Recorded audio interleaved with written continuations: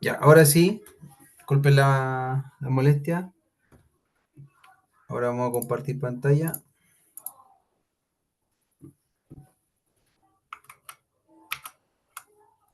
Ya, entonces, como estábamos hablando acerca de la tela adhesiva, que donde habíamos quedado, que son, ¿no es cierto?, insumos desechables que sirven para sujetar de manera segura los apósitos, las vías endovenosas, los tubos, ya sea torácicos o abdominales. Son de polietileno y lo bueno que tiene estas cintas o telas adhesivas que no dañan la piel cuando se retira. Eh, ya, perfecto. Dice que va a arreglar el link para que no vuelva a ocurrir. Ya, gracias, don Mario. Ya, y el otro, lo que es el esparadrapo, que se lo voy a mostrar, que suena así como medio trabalengua el nombre, esparadrapo. Esparadrapo.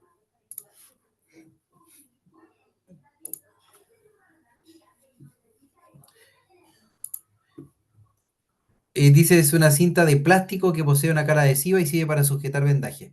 Es de plástico, esa es la diferencia, no es de tela, ¿ya?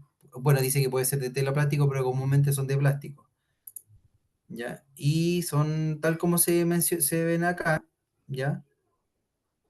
De otra manera, por ejemplo, ese es un esparadrapo de tela. En realidad, ve que se fija que son distintos a estas cintas macroporosas. Esta se ve como que si fuera,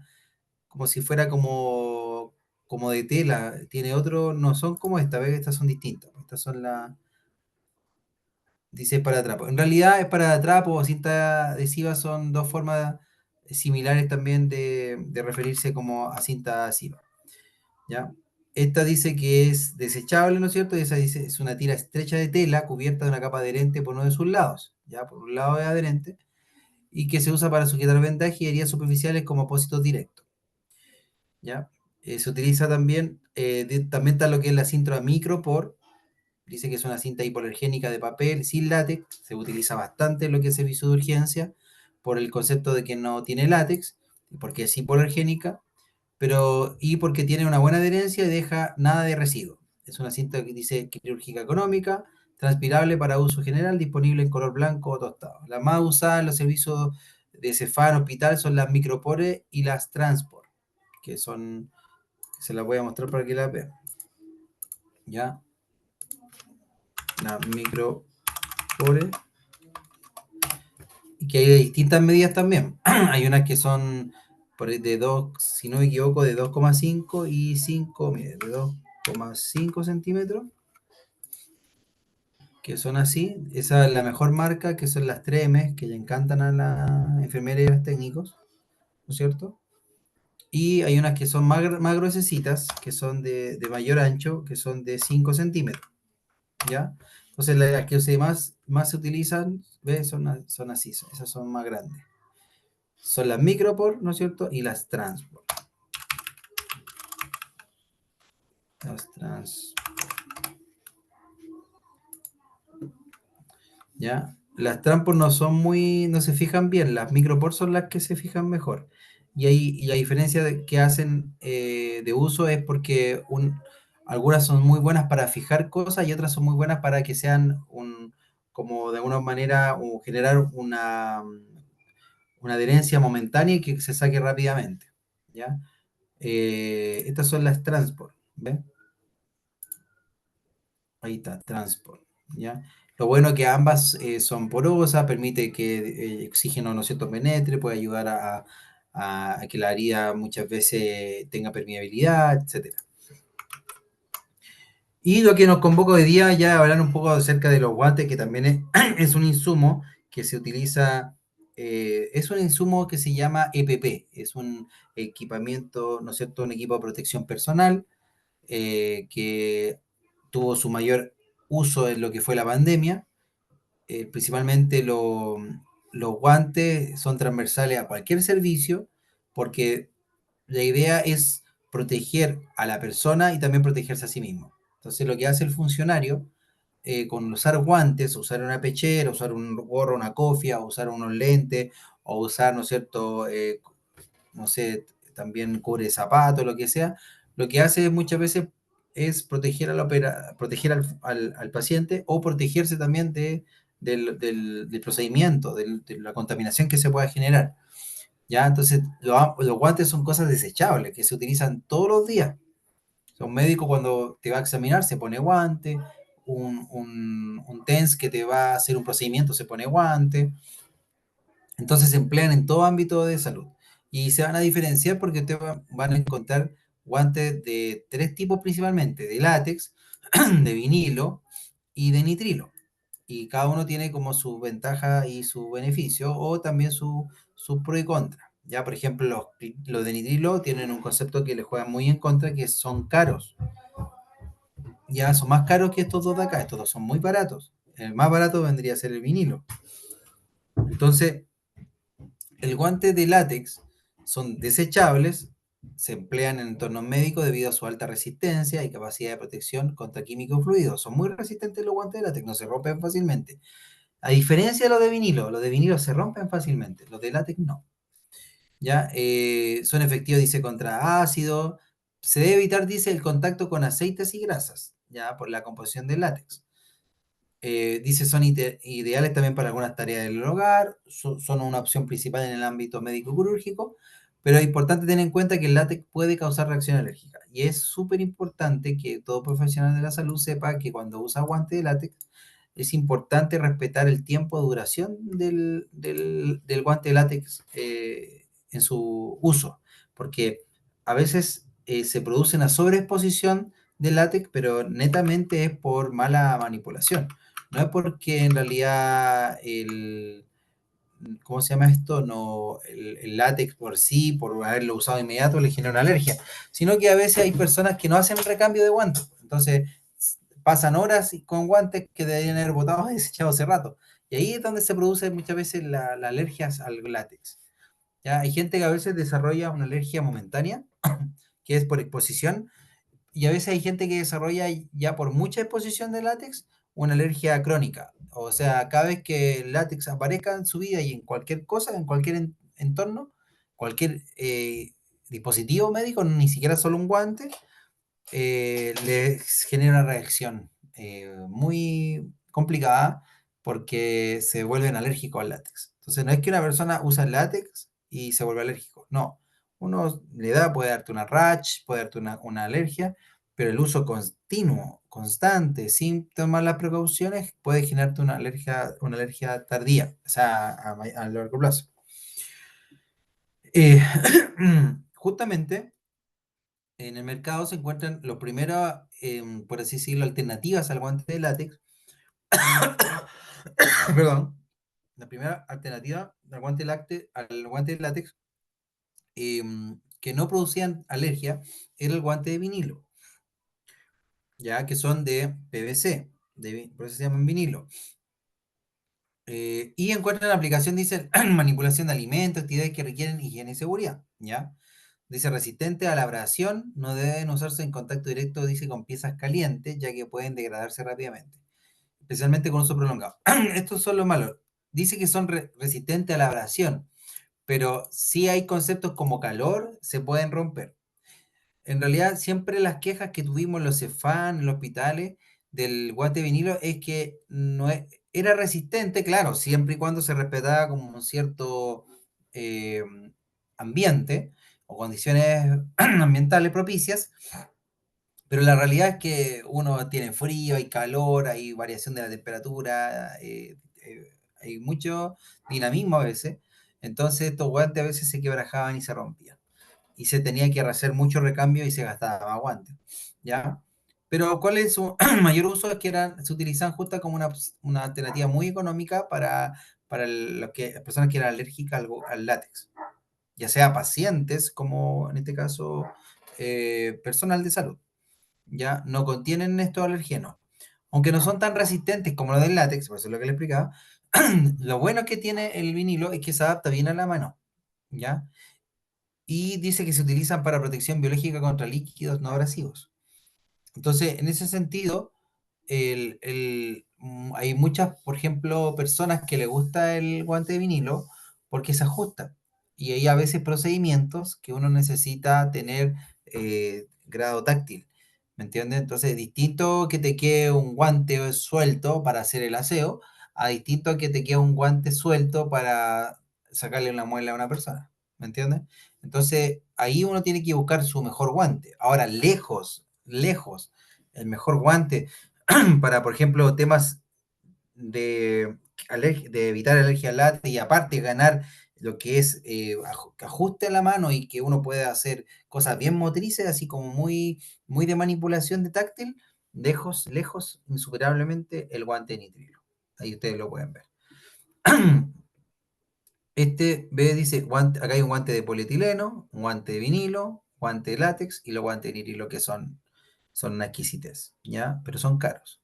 Ya son más resistentes, son protectores contra productos no solo de todo tipo. Son, fíjense, miren el nitrilo, resistente a muchos tipos de cosas. Se ajusta, ¿no es cierto? Y aparte, para evitar el tema de la alergia al látex. Se emplean en torno al laboratorio, desinfección, tareas que representan riesgo para la salud dermatológica. Su característica distintiva en que caso de apertura se desgarra rápidamente para alertar de riesgo, permitiendo su reemplazo por nuevos. Ya, eso es importante. O sea, ¿por qué? Porque hay a veces gente que se le hace como un orificio y siguen usándolo. Y eso está mal. Ya, pues estos tienen un sistema de que si se te rompen, se rompen al tiro todo, inmediatamente el guante completo. Y de una manera para que tú no trabajes con un guante vulnerable. Así que es como, te lo alerta inmediatamente. Así como si se rompe, bótalo. En el fondo, ese es el alerta que tiene el guante nitrilo. Ahora también están las vendas de Coban, que se utilizaban mucho en pacientes con úlceras venosas. Ya hay pacientes con úlceras venosas y las vendas Coban ayudan a dar un grado de compresión porque las úlceras venosas, ¿no es cierto?, necesitan compresión para que puedan mejorar. Ya yo puedo tener los mejores insumos médicos, los mejores apósitos, las mejores soluciones desinfectantes, pero, pero está demostrado, y quienes aquí han pasado por enfermería o han estudiado alguna carrera, está demostrado de que la úlcera venosa, ya, que vamos a mostrar una imagen de una úlcera venosa, ¿no es cierto? Así, esa es una úlcera venosa, por ejemplo, mejora mucho con el vendaje compresivo y es parte, como por así decirlo, de su eje principal de tratamiento. Entonces, por eso está esta venda Coam. Sistema compresivo, dice, 2 capas de estiramiento corto, eficiente y cómodo. Dice una compresión sostenida hasta por una semana. La primera capa dice que es de poliuretano, no estirar, ¿no es cierto? Que se une a la segunda capa autoadherente, que esa se estira, y esa que otorga compresiones de 40 milímetros a 17 milímetros de mercurio, favoreciendo, dice, el retorno venoso, ¿no es cierto? Obviamente, y el rápido cierre de las úlceras venosas. ¿Ya? Así que sin venda compresiva no hay curación ni cicatrización de una úlcera venosa. Son libres de látex, son hipoalergénicas, súper importante. Los insumos, de hecho, tengo entendido que la clínica Las Condes son clínicas que son totalmente fuera de lo que es el tema de látex. Se denominan clínicas sin látex. Hay muchas clínicas que ya están adoptando el concepto de trabajar cero látex. ¿Por qué? Para no poner en riesgo al personal y para no poner en riesgo en este caso al usuario. ¿Se escucha bien o no? Porque encuentro que están, no creo, ¿está bien o no? ¿Se escucha bien? ¿Sí? Sí, profe. Todo bien, Vamos. profesor. Ya, gracias. Entonces, tenemos el concepto de venda Coban, uso indicado, dice tratamiento úlcera venosa, ahí está, ¿ves? Luego tenemos las mascarillas, que ya las conocemos después de la pandemia al revés y al derecho, ¿no es cierto? Que hay de varios tipos. Están las mascarillas, acá no las desglosan, pero yo se las puedo mostrar fácilmente en una imagen. De hecho, vamos a partir con eso. Hay mascarillas desde lo más simple, que solo son para protegernos, mascarillas desechables, ¿verdad? Esta, ¿no es cierto? La común, la mascarilla común y silvestre, esta mascarilla. Esta mascarilla que se llama de 3 pliegues, ¿verdad? Es una mascarilla básica que lo que permite es aislarnos o protegernos de las gotas que pueden salpicarnos de una persona enferma, ¿ya? Entonces, dependiendo del procedimiento que se hace en un hospital, donde se fan o donde esté uno recepcionando público enfermo, son una de las básicas que se deben utilizar, ¿ya? Justamente para evitar el contacto de gotita. Ahora, hay unas que son, que ustedes yo creo que la han visto, que son la N95, incluso que son ya un sistema, o la KN95, por ejemplo, ahí tienen la KN95 SB, que son como las carepato que le llaman, o las,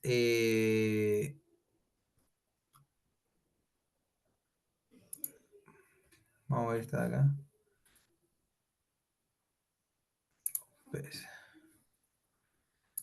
mascarilla N95 esta. Estas son KN95, pero hay una 3M que yo quiero mostrar. Esta. Esas son las verdaderas, ¿no es cierto? Estas mascarillas N95 y estas son las KN95, ¿ya? Que se parecen estas dos mascarillas que se utilizan en procedimientos donde puede haber contacto con algún virus más pequeño, de tal manera que pueda quedar filtrado, ¿no es cierto?, en parte de esta mascarilla. Estas mascarillas tienen una duración como de 2 3 horas dependiendo del procedimiento. La anterior que vimos, que eran estas de acá, también pueden durar 3 horas hasta que se empapen o se humedezcan y se tengan que botar, ¿ya? Por ejemplo, cuando llega una persona con un procedimiento de COVID, eh, el procedimiento era cuando esta persona tenía como activo o era una persona que tenía el COVID, que estaba confirmado, el médico que lo atendía tenía que usar una KN95 o una N95 porque tenía un poder de filtración mucho mayor. Si ustedes se fijan, tiene una eficacia, dice, por encima del 90% de filtración, que es bastante, ¿ya? Entonces los doctores tenían que usar esta. O si los doctores tenían que intubar o hacer algo más invasivo, tenían que usar esta mascarilla en esos pacientes que tenían COVID, porque había riesgo de que el paciente pudiera, ¿no es cierto?, liberar por aspersión, ¿no es cierto?, el virus. Entonces estas mascarillas se utilizan justamente en procedimientos con virus peligrosos, que son virus microscópicos, donde la mascarilla básica no te va a ayudar para nada, ya porque esta te protege de las gotitas de un estornudo, pero no te va a proteger del virus en sí. Si es que una persona estuviese con los síntomas, el virus no lo va a mover, va a estar suspendido en el aire, la mascarilla N95, KN95, te puede, ¿no es cierto?, ayudar y salvar en esa situación. Luego, después de ese procedimiento, esas mascarillas se botan, porque viene otro paciente. Entonces no puede haber contaminación cruzada y se terminan botando esas mascarillas, ¿ya? Entonces, eso es súper importante que ustedes sepan que las mascarillas son esenciales, tienen que ser autofiltrantes o también dice mascarilla parcial que resguarde el rostro, empleada por profesionales médicos y de personal sanitario para prevenir la diseminación de bacterias y virus provenientes de la nariz y boca del usuario, ¿ya? También dice adoptada por civiles, en este caso por nosotros mismos, en pandemias, enfermedades que se transmiten por vía respiratoria o contaminación atmosférica. También dice su utilización ha aumentado, especialmente aumentó por el COVID-19. Había gente que usaban unas de tela, pero esas ya no tenían, las de tela no servían para nada en realidad. Eso era estético, ¿no? Estético, era en realidad en un sistema donde las mascarillas quedaron muy agotadas, podían salvar en algo, pero no eran las recomendadas. Ya, eso es el concepto de mascarilla. Ahora sí que me gustó después de la pandemia que la gente ahora que se enferma, que era algo que ocurre en otros países que en Chile no ocurría, que no había esa conciencia. Por ejemplo, si yo estoy enfermo y voy al médico, me voy con una mascarilla por todo el transporte público. Eso con el COVID esa práctica se enraizó y quedó.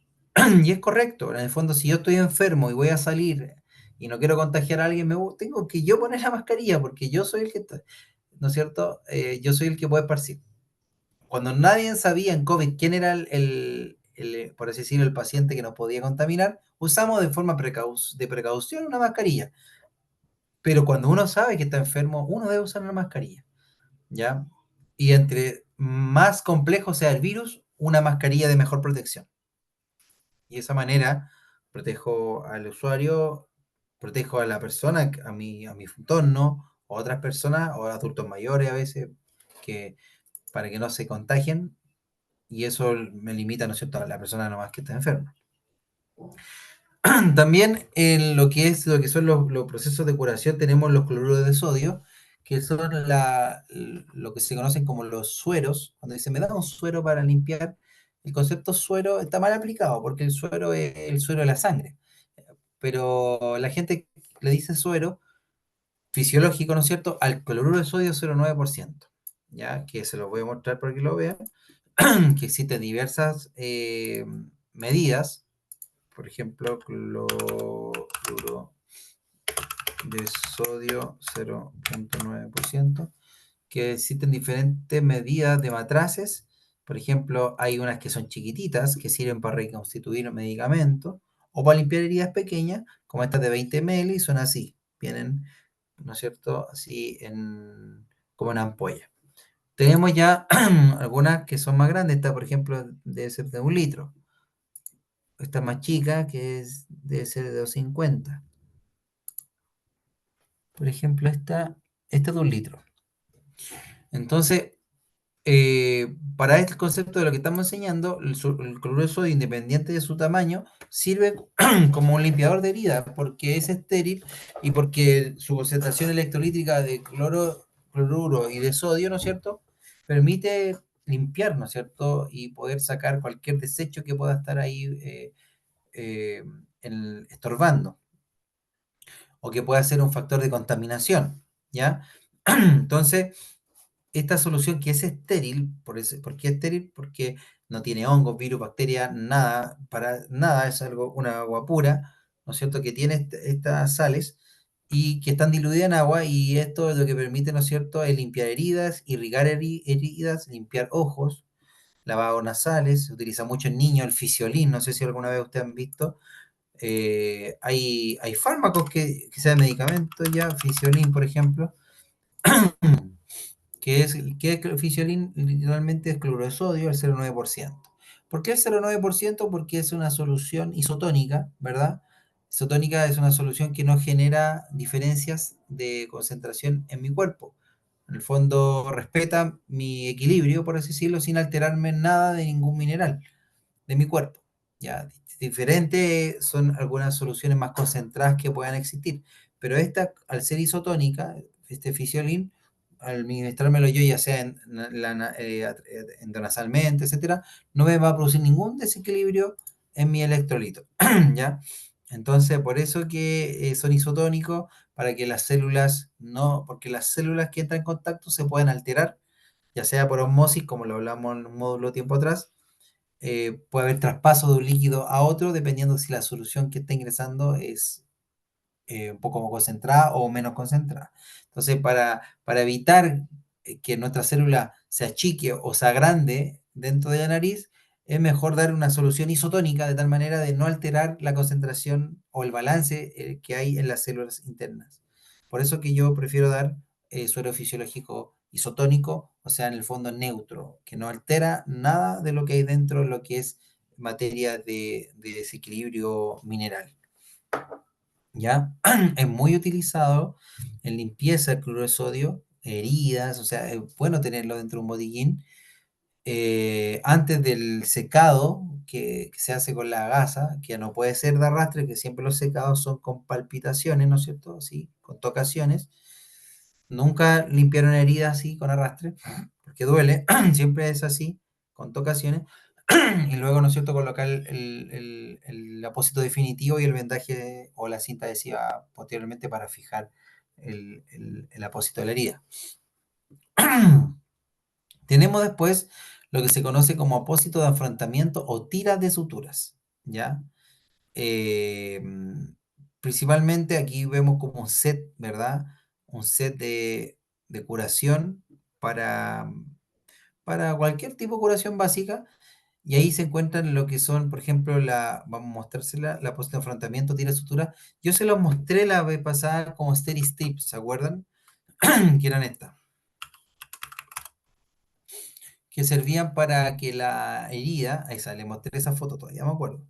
Ya, esas cintas de afrontamiento permiten, es como, ¿has visto cuando uno cose o se cose un punto, cuando hay una herida, ¿no es cierto? El médico te cose, ¿verdad? Y te va haciendo una línea donde te va cosiendo, literalmente como si fuese, ¿verdad? Una costurera, pero de la piel. Ya, en este caso, estas steel strip o tiras de afrontamiento, lo que hacen es justamente es como coserte, pero de forma invisible. Entonces colocan esta cinta así de tal manera que las heridas queden juntas y cicatricen, ¿ya? Entonces se llaman tiras de afrontamiento, ¿ya? Y son indicados para afrontamiento rápido, deficiente de heridas cortantes. También dice para tratamiento de herida por quirúrgica o cierre de heridas superficiales. Algunas marcas conocidas son la Urgostrip o la Strip, pero ahí le puse yo el Strip, ¿no es cierto? Que así se les conoce con la marca Nesquer y que permite, ¿no es cierto?, que las heridas puedan cicatrizar más luego. Después, algo que es no menor, que son lo que son las jeringas. Ahora, la pregunta del millón es la siguiente. De los insumos, como ya hemos estado hablando de dispositivos médicos, uno se pregunta, ¿qué organismo ve los dispositivos médicos? Y la respuesta es el Instituto de Salud Pública. El Instituto de Salud Pública, él registra lo que son los medicamentos, los cosméticos y también los dispositivos médicos o los insumos médicos. Pero por ley, disculpe, pero por ley, hay más de 200.000 dispositivos médicos que se comercializan en Chile. Y aquí yo le transmito aquí que hay no un dilema, sino que es una problemática que tiene que ir viendo nuestro país, que no nos tiene a todos registrados, ¿ya? ¿Se acuerdan que los medicamentos se registran con una F, los homeopáticos con una H, ¿se acuerdan? Las vacunas con una B larga, como biológico. Oh, disculpe, me dio como una carraspera. Los dispositivos médicos se tienen que registrar como DM, dispositivo médico. Pero en Chile, quienes tienen registro sanitario de estos productos son contados con los dedos de las manos. Por ejemplo, yo, imaginemos que soy una empresa, quiero vender agujas hipodérmicas. ¿Llego y las traigo de China nomás y las vendo por la aduana y pido permiso? No. Si son agujas hipodérmicas, si son guantes de examinación, si son guantes quirúrgicos, si son jeringas, si son preservativos, si son desfibriladores, todos estos que están acá tienen que contar con registro sanitario aprobado por el Instituto de Salud Pública. Y ahí recién los puedo vender. Ahora, es la nada. Pero el ISP está regularizando esta situación porque en el fondo deberíamos tener a los 200.000 insumos médicos con registro sanitario. Pero lamentablemente no es la realidad. Entonces, cuando nosotros usamos un dispositivo que no tiene registro sanitario, el ISP igual lo visa, lo permite, deja que pase, ¿no es cierto?, del extranjero, revisa en la aduana y lo permite comercializar. Pero el ISP lo que hizo, debido a que está un poquito atrasado, diseñó un concepto que se llama tecnovigilancia para que lo puedan estudiar ustedes, ¿no es cierto? Se lo comento para que como crecimiento suyo. Entonces creó el concepto de tecnovigilancia.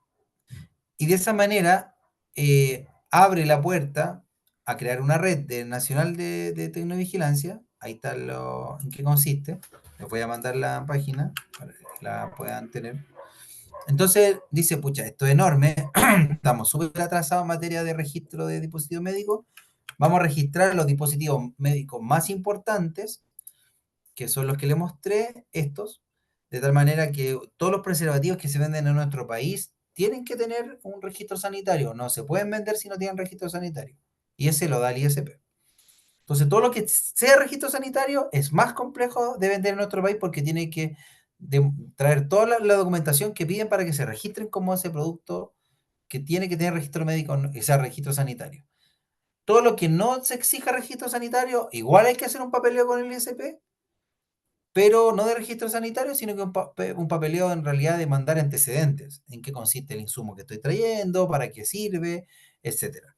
Entonces el ISP dijo, bueno, como esto ya está, hay mucho insumo médico y poco lo que está registrado sanitariamente, pero igual se tienen que usar porque sirven para diagnóstico, sirven para examinar pacientes, sirven para que monitoreo, entonces son importantes los dispositivos médicos. Entonces el ISP dijo, bueno, entonces voy a activar, sí, en paralelo, un sistema nacional de tecnovigilancia de tal manera de que si una clínica o un Cefán, un hospital me reporta una reacción adversa de un insumo médico, yo me entere y actúe. Entonces, de alguna manera, no lo tiene regulado, pero igual lo va a regular. No sé si se entiende. Fue inteligente, hizo una... Así como en los medicamentos existe la farmacovigilancia, pero en los medicamentos está bien flanqueado porque ¿tienen registro sanitario los medicamentos? Sí. Y aparte instaura la farmacovigilancia para vigilar el comportamiento de los fármacos, si generan reacción adversa y todo. Entonces ahí está bien flanqueado porque tiene todos los medicamentos en Chile se venden con registro sanitario, todos, sin excepción, y en este caso tiene un plan de farmacovigilancia. En el caso de los insumos médicos, solo 10 o 8 tienen registro sanitario, pero el resto igual está detrás mirando todo lo que está ocurriendo a través de un sistema de tecnovigilancia y lo está monitoreando. ¿Ya? Y monitorea desde la aduana. Ojo que el ISP tú no puedes pasar ningún insumo médico sin que él sepa de la aduana, él sabe todo. Todo proveedor que trae un guante o trae un marcapaso, que trae un recolector de orina de fuera, tiene que, tiene que pasar por la aduana y tiene que informárselo al ISP y el ISP igual se entera lo que entra. ¿Ya? Entonces revisa y puede incluso rechazar, ¿sabes qué? No, esto no cumple nada, devuélvelo.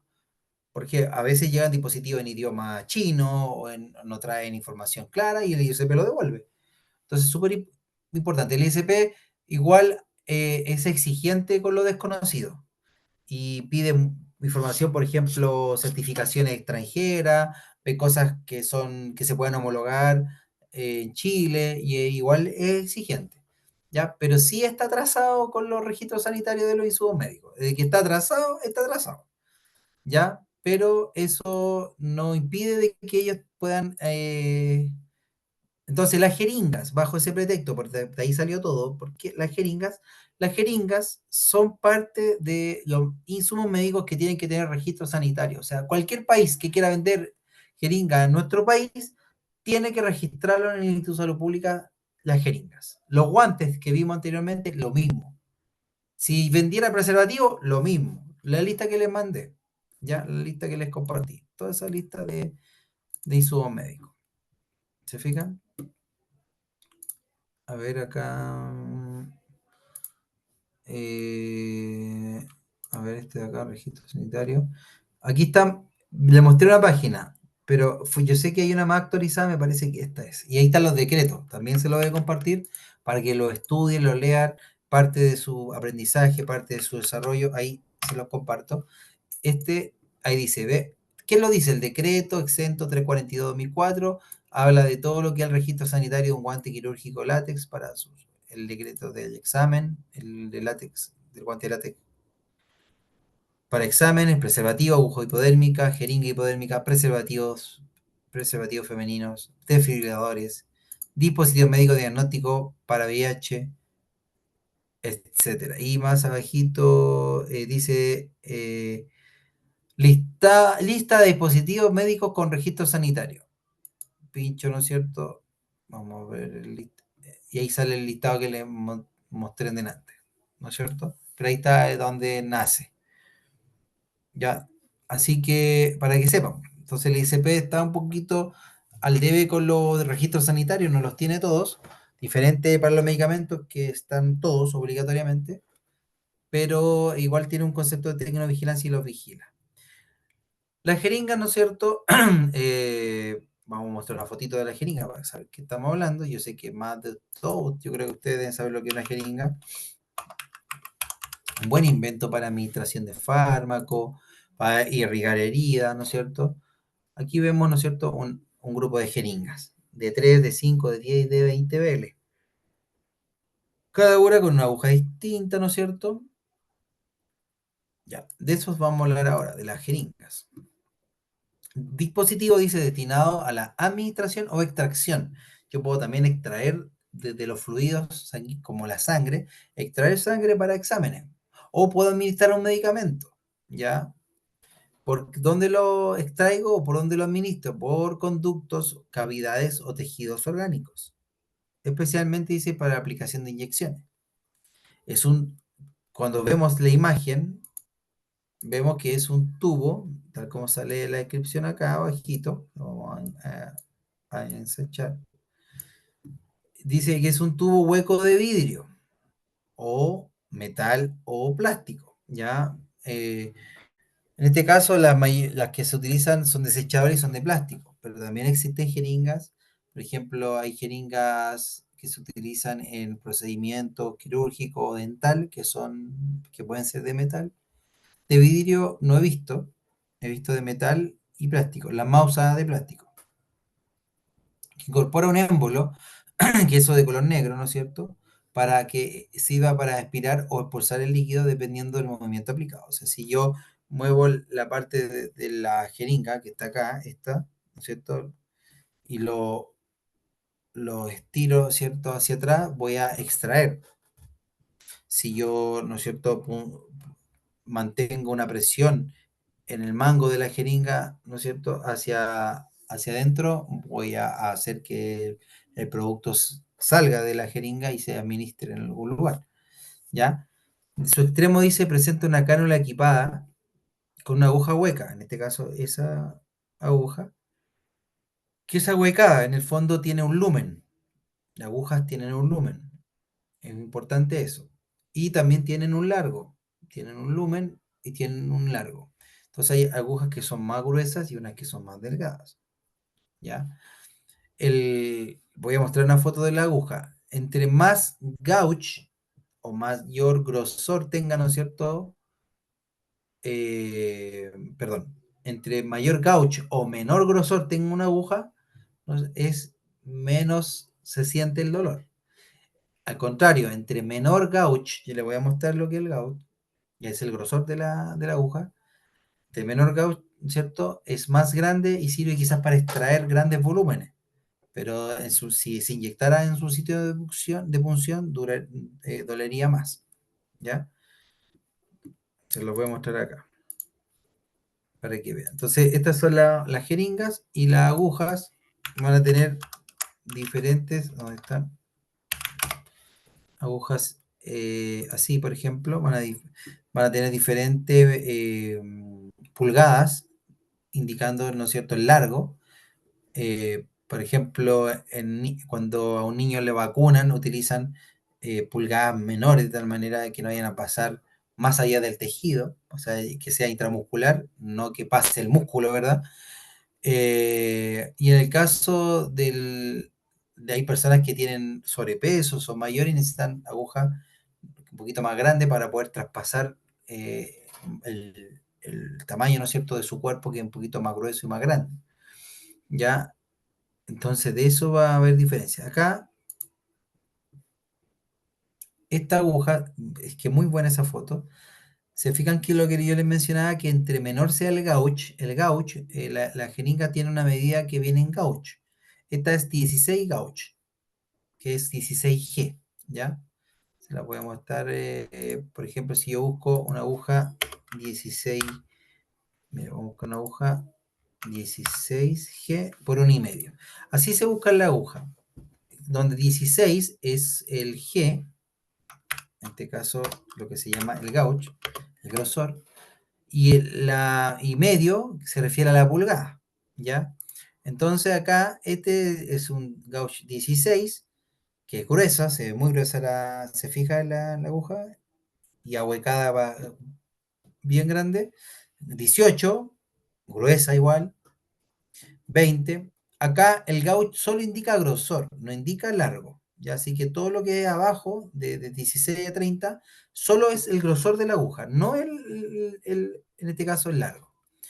Esa es la medida de pulgada que va asociada cuando uno busca una aguja. Entonces, ¿qué tiene que saber cuando usted está en la farmacia? Que le pregunten, ¿tiene una aguja? Usted tiene que preguntar de cuánto grosor quiere de la aguja, o gauge, ¿no es cierto?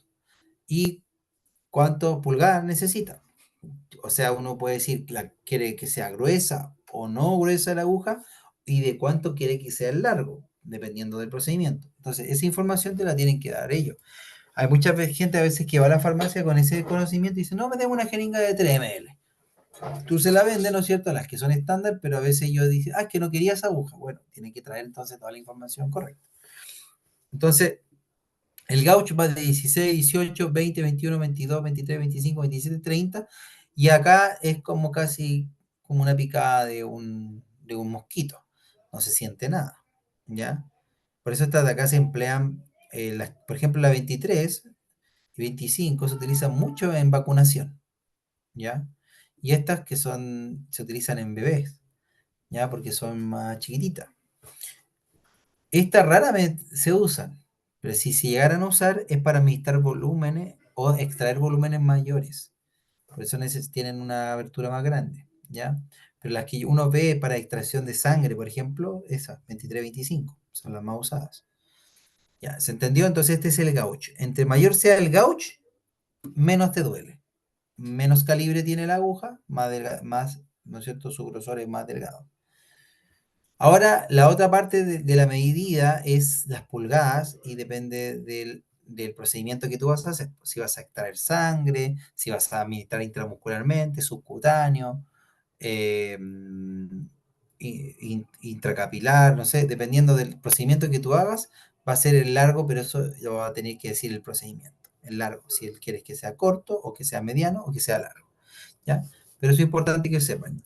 Prefiero enseñárselo para que sepan que la aguja tienen dos conceptos, que es el grosor, gauge, y la pulgada, que vendría a ser como el largo, ¿no es cierto? O su altura. Entonces, mencionamos que tiene una cánula equipada con una aguja hueca que se inserta en la zona del cuerpo donde se busca introducir o extraer el líquido. Hay dos tipos de jeringa, que está el concepto de Luer's Slip y Luer's Lock. La que más se utiliza es la Luer's Lock, porque la Luer's Lock tiene un sistema de enrosque. En cambio, la Slip es un sistema que es como de clic, ¿ya? Donde solo... Entonces, ¿qué ocurre? Que dependiendo de la fuerza del personal, puede salirse cuando el Luer's Slip, porque es como clic, un clic no, ¿entiendes? Se te puede salir la aguja de la jeringa y puede salir, ¿no es cierto?, el derramarse. Así que en realidad, aunque dice acá que es una conexión fuerte y segura, yo lo viví en ese fan y la enfermera no la quería, no querían el Uber Sleep, querían irse a la segura por un concepto de seguridad al paciente, porque estas tenían un enroque, y al tener un enroque, después ellas cuando la tenían que eliminar, ¿no es cierto?, a la caja de cortopunzante, porque usted para que sepan que se utilizan, ¿no es cierto?, cajitas de cortopunzante para eliminar, para que quienes a lo mejor no han pasado por Cefán Hospital sepan. eh, por ejemplo, así, así. Entonces ahí se van dejando todas esas, en este caso, las jeringas, ¿ya? Perdón, sí, las jeringas, las agujas, dependiendo de la materia biológica que tenga, ¿ya? Si es que tiene sangre o tiene alguna otra cosa. Pero ahí se van botando la aguja porque la aguja es un material cortopunzante. Entonces lo que hace la enfermera, ¿no es cierto?, es se apoya muchas veces con una tijera o con un implemento que le permita desenroscar, ¿no es cierto?, la aguja y poder eliminarla. La idea es no hacerlo con la mano porque luego que uno se pueda pinchar, ¿ya? De hecho, está prohibido en Cefán encapsular la jeringa. O sea, cuando uno le sabe que la jeringa trae como una cápsula que protege la aguja. Y cuando uno la saca, mire, yo lo voy a mostrar. Jeringa encapsulada. Jeringa en... Y ahí están los riesgos de muchas veces de cuando se puncionan la enfermera o la persona que administra mal un medicamento. Jeringa. Jeringa, no. Deje buscar una jeringa que se venda para que se vea. Así. Las jeringas traen un protector, ¿ya? Entonces cuando se va a administrar se saca esa funda y queda la aguja. O sea, hay muchas personas que encapsulan de nuevo con la funda plástica y en el encapsulamiento se pinchan los deditos. Entonces esa práctica no está recomendada. sea, cuando uno saca la cápsula, la funda y administra, por ejemplo, vacuno, luego tengo que desenroscar, ¿no es cierto? Y botar en el tacho. Dependiendo, imaginemos que sea una simple vacuna, que a lo mejor queda material biológico, ¿no es cierto? Pero tengo que desenroscarla y eliminar la aguja en el cortopunzante, quizás la jeringa en una bolsa amarilla, también con residuos especiales. ¿Ya? Entonces, pero la aguja, que es cortopunzante, se tiene que ir a una caja de cortopunzante, quizás la jeringa no, pero también se va a ir un residuo especial. ¿Se entiende? Entonces, no hay que encapsularla porque hay riesgo de que te puedas pinchar. Entonces, la más utilizada es la Luer Lock, la que se cierra. Entonces, después se quiere sacar, se enrosca con, ojalá no con la mano, sino que con una tijera, se enrosca y se bota. Y las que más se utilizan son las de 3, 5, 10 y 20, como les mostré en la imagen. También tenemos la jeringa de insulina, que son muy usadas, la jeringa de insulina en los Cefan. Ya, los Cefan te entregan de 100 unidades y 50 unidades. Es súper importante saber esta diferencia, porque a veces puede haber errores de administración. Yo se los voy a explicar. Ya, jeringa de insulina. Las jeringas de insulina son así. ¿Ya? Fíjense que las anteriores venían en mililitros. Esta, por ejemplo, que está acá, viene en mililitros. Pero las jeringas de insulina no vienen en mililitros. Por lo tanto, jeringa, insulina. Tú no puedes hacer la conversión a NML. ¿Ya? Las jeringas de insulina son así. Son más pequeñas, son de diámetro más pequeña, ¿no es cierto?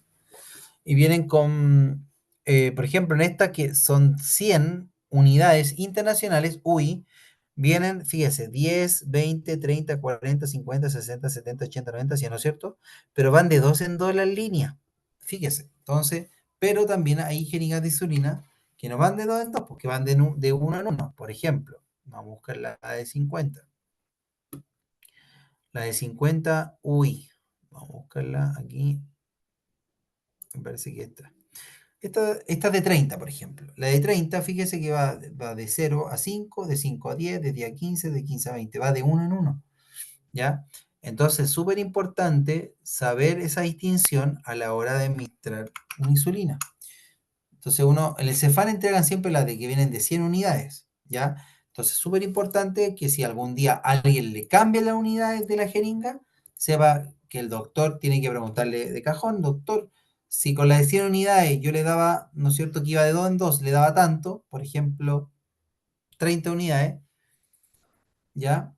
Y ahora que me está entregando una de 50, ¿cuántas unidades son? ¿Cuántas tengo que administrarle? Va a cambiar. ¿Por qué? Porque en la de 100 unidades, la línea iban, yo les mencioné a ustedes, de dos en dos. Entonces, ¿qué dicen los doctores a los pacientes? Le dicen, no, son tantas líneas.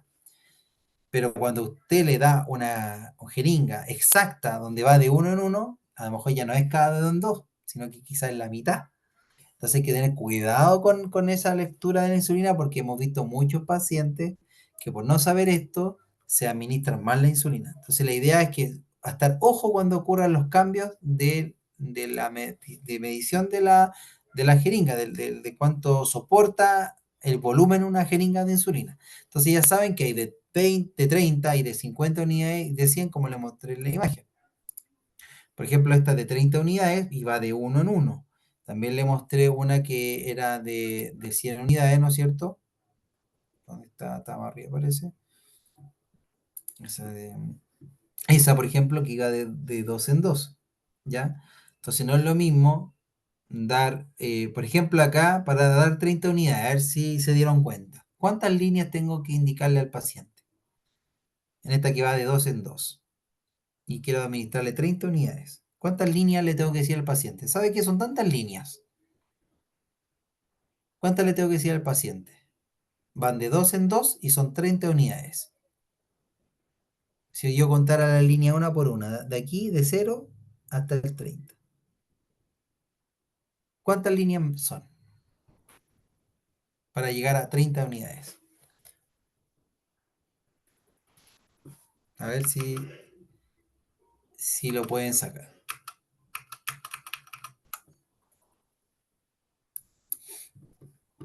Voy a mostrar la pizarra para que, a ver si está la pizarrita.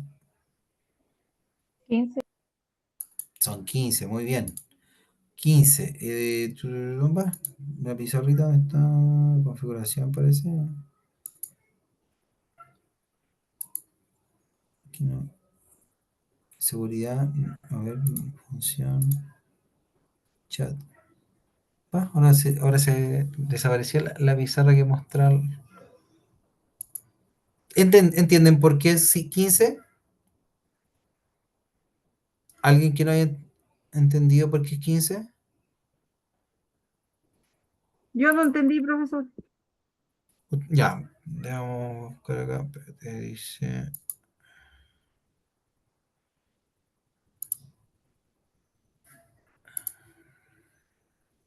¿Qué no puedo proyectar la pizarra? Estaba acá en configuración, me acuerdo. Ah, no, ya sé por qué. Ya sé por qué. Porque es por acá. Por fuera parece. Pizarra.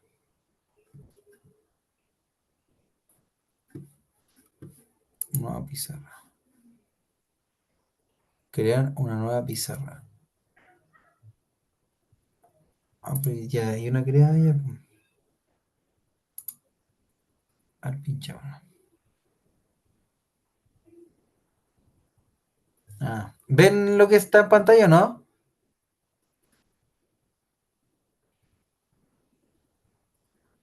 Sí, ¿Sí? Ya. Vamos a.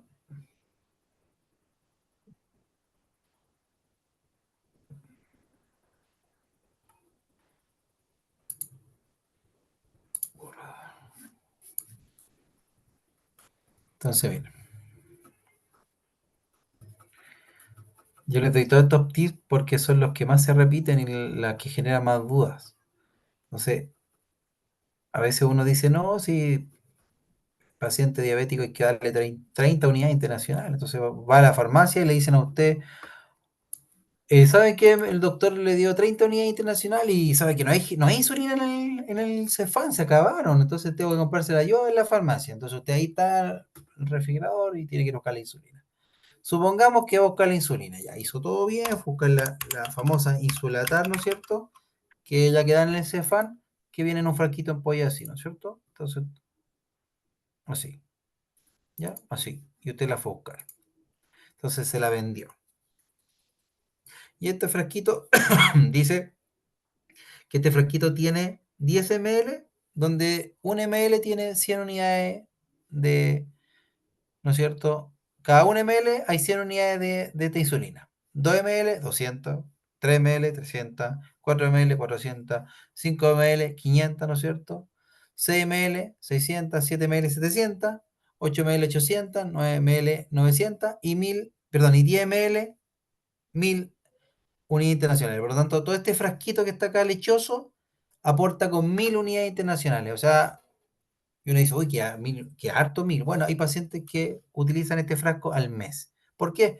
Porque el doctor, como les voy a mostrar acá, les da una receta que dice 30 UI, ¿no es cierto?, en la mañana. Entonces el paciente se despierta y se lo tiene que administrar. Imaginemos que es en la mañana. Puede ser el PM, dependiendo de donde tenga el pic de glicemia el paciente. Entonces, son 3 unidades internacionales. Y acuérdense del caso, van a la farmacia y le dicen a usted, oh, ayúdeme, en el CESFAN no me están entregando la jeringa, no me están entregando nada. Y mi mamita está ahí, necesita, así es la presión que te van a. Entonces van, ¿no es cierto? Y te van a, disculpen, esa es mi jeringa, ¿ya? No se burlen. Y imaginemos que van a la farmacia, ¿verdad? La receta dice 30 UI de la insulina que les mostré, de esa, ¿no es cierto? 30 UI. Y van a la farmacia usted y usted efectivamente tiene esa insulina, ¿no es cierto? Tiene la insulina. Y ahora necesita darle la jeringa. Y él le dice, a mí me dan 30 hoy. Entonces la señora te puede enredar a ti, ojo con eso. Entonces va a ir a la farmacia, ¿ya? Y se va a encontrar con que tú tienes, ¿no es cierto?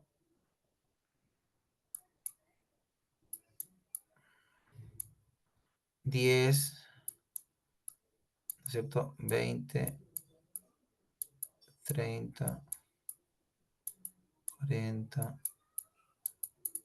50, 60. Imaginemos que estamos completando ya. Hasta 100. ¿Ya? Y hay una línea, dos, tres, cuatro. Y con esa, 5. Entonces tú tienes que explicarle a una persona que no sabe nunca, nunca se ha inyectado insulina en su vida, pero esa persona va a buscar ayuda a la farmacia para que tú le expliques. ¿Ya?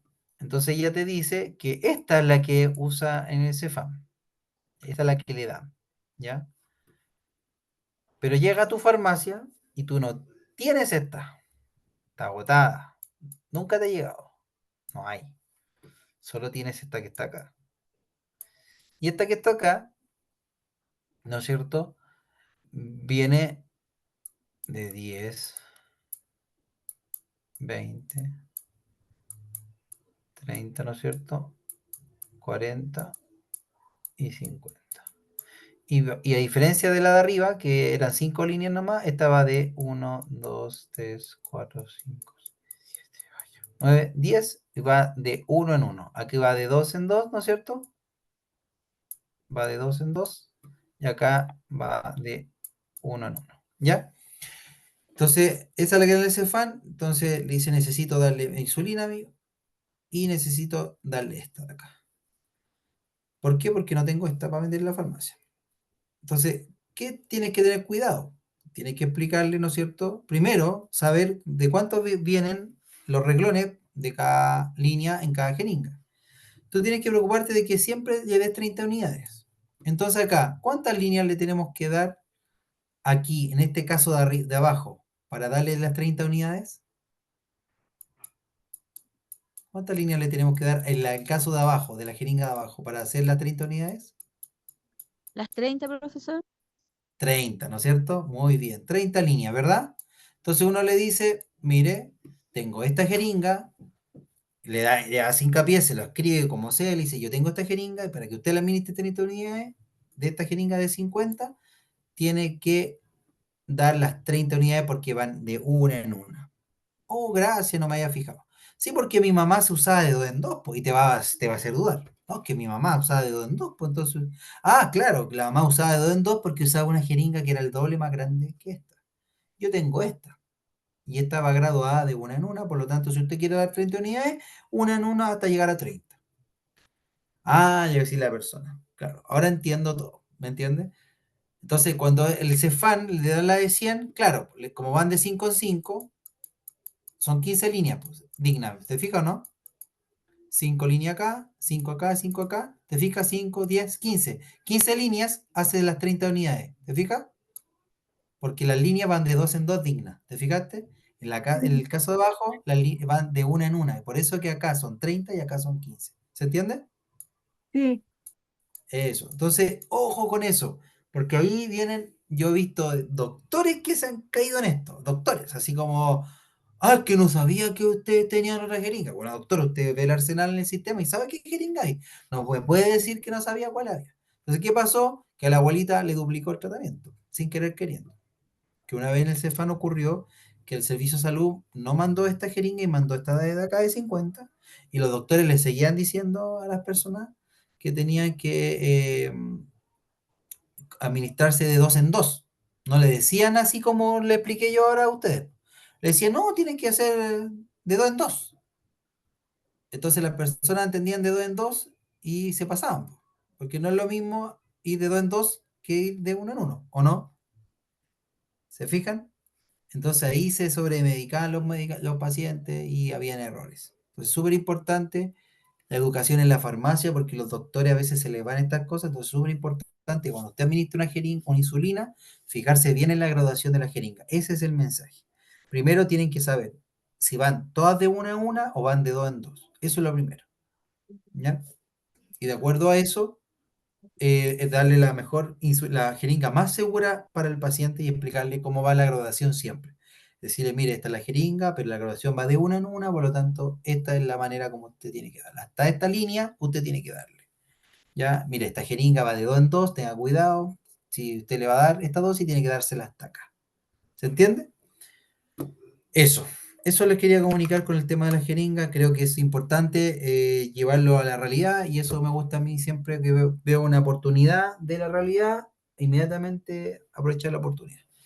¿Ya? Entonces, si se fijaron la jeringa de insulina, ahí está los diferentes tamaños y ahí se ve la jeringa de insulina, que es sumamente delgadita, ¿verdad? Y una aguja muy fina y pequeña en la punta, ¿ya? La insulina esta jeringa que es de color como esta, así que viene con tapita naranja, se administra en el pliegue, ¿no es cierto?, subcutáneo. En el fondo, la jeringa de insulina, ¿no es cierto?, en pliegue subcutáneo, se tiene que, subcutáneo, se tiene que eso, se tiene que levantar un poquito, a presionar así como un piñiscón, y ahí se administra, ¿no es cierto?, la jeringa de insulina, y siempre va en 45 grados, ¿ya? En el fondo va en una dirección, déjeme ver si, a ver, ¿dónde está? Aquí no se puede.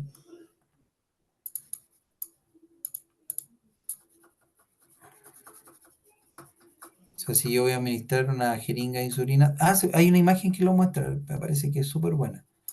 Sí, ahora que me acuerdo. Hay una vía de administración, se llama, y sí, si no me equivoco, vía de administración. Esta, mire, justo, ¿ves? Entonces, la intramuscular, ¿no es cierto? Cuando te colocan a usted una vacuna, va en 90 grados. Eso dice la regla. La idea es que la administración, ¿no es cierto?, de la vacuna vaya al tejido intramuscular, ¿ya? Por eso que tiene que atravesar hasta ahí. La subcutánea no tiene que llegar al músculo, por lo tanto va en un ángulo, si ustedes se fijan, esta en un ángulo de 45 grados, ¿ya? Ese es un ángulo de 45 grados. Esa es la subcutánea. Hay una que es intravenosa, que ya va a menos de 45 grados, más pegado como a la piel, ¿no es cierto? Y hay una intradérmica donde las mujeres se colocan, o hombres, botox y cosas así, porque eso es para que solo sea la parte, ¿no es cierto?, de las primeras capas de la piel. Entonces, se fija que dependiendo de lo que yo quiero hacer, es cómo debo administrar el medicamento. Y la aguja que tengo que administrar, el tamaño, etcétera. En el caso de la subcutánea, que es la insulina, es en 45 grados.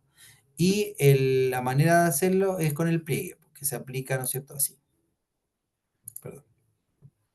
En el fondo, con la manito se pincha, ¿no es cierto?, el pliegue abdominal, se hace, ¿no es cierto?, como una protuberancia y luego se administra. Y de esa manera tú aseguras que queda en el pliegue subcutáneo, ¿no es cierto?, la insulina. Han salido lápices que son de administración, lápices de insulina, que es lápiz de insulina,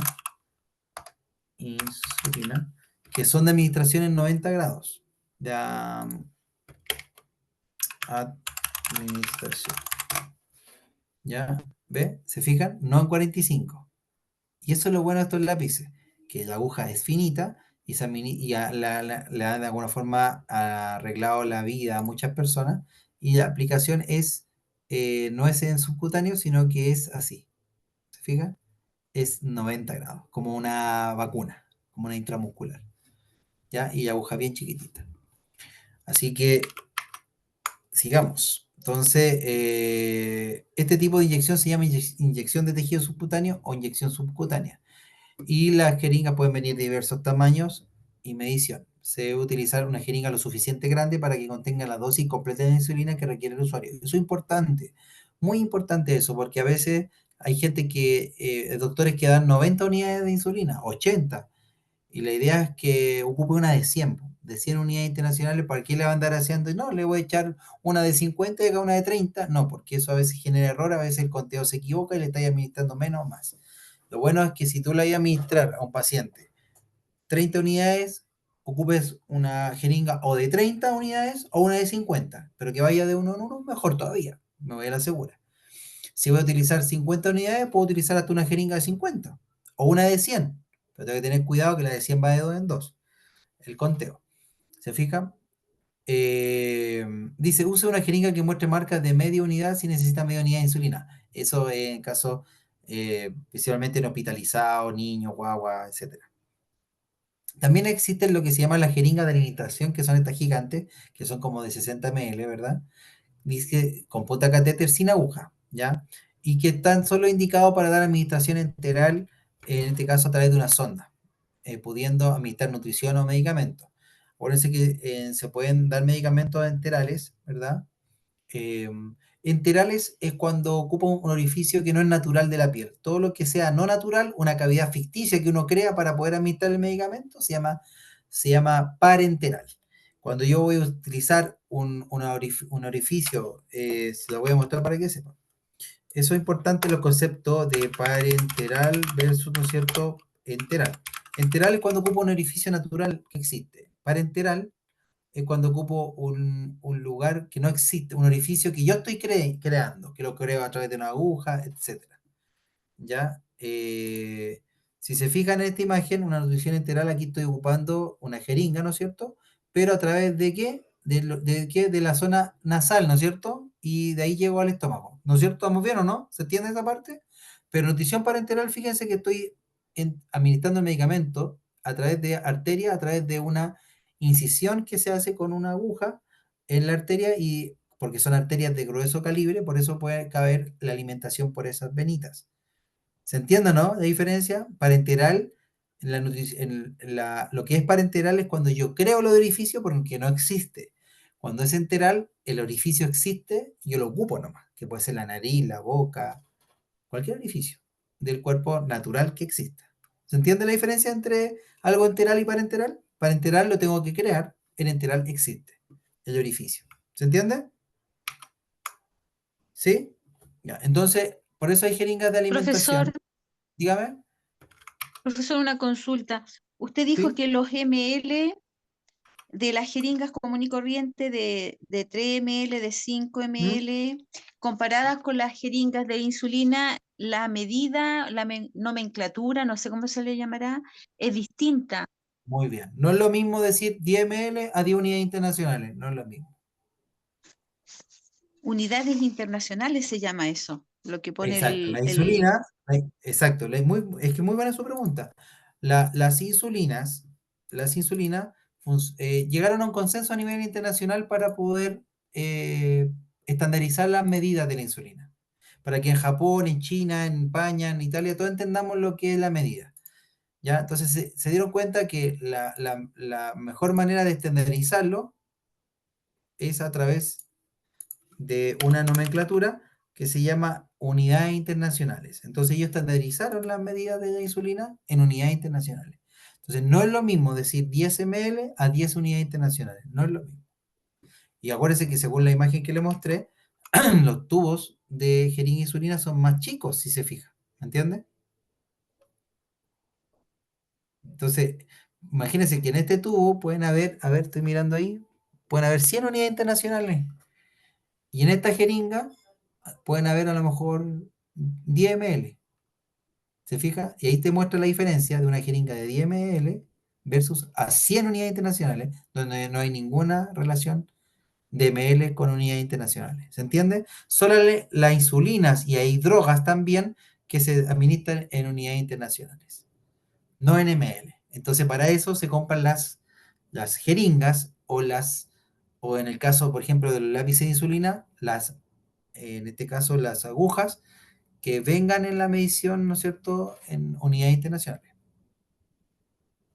De hecho, las insulinas vienen en frascos de unidades internacionales, cuando, por ejemplo, un lápiz de insulina,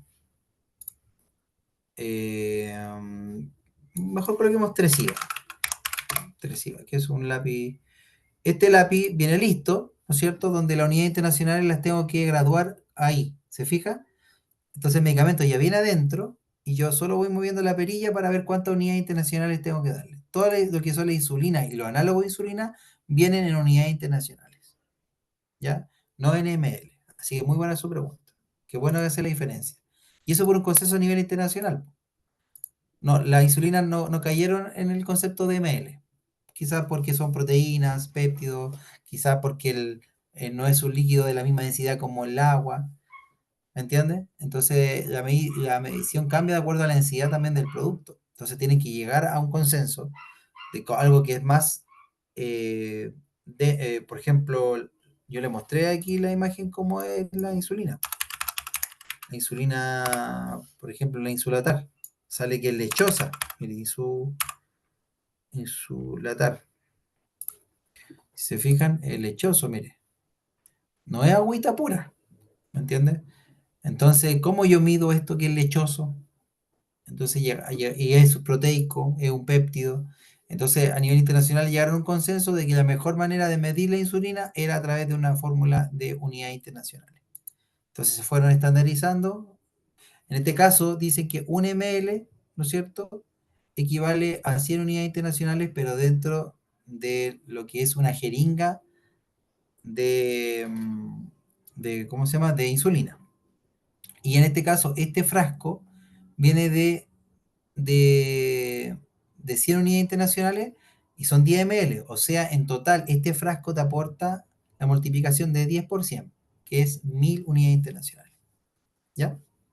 ¿Se entendió o no la respuesta? Sí, profesora. Eso. Entonces, pero muy buena su pregunta. Entonces, hay gente que a veces no sabe y va a la farmacia, le dice, dame una jeringa y hay auxiliares que le han vendido la jeringa esta a la insulina. No es lo mismo.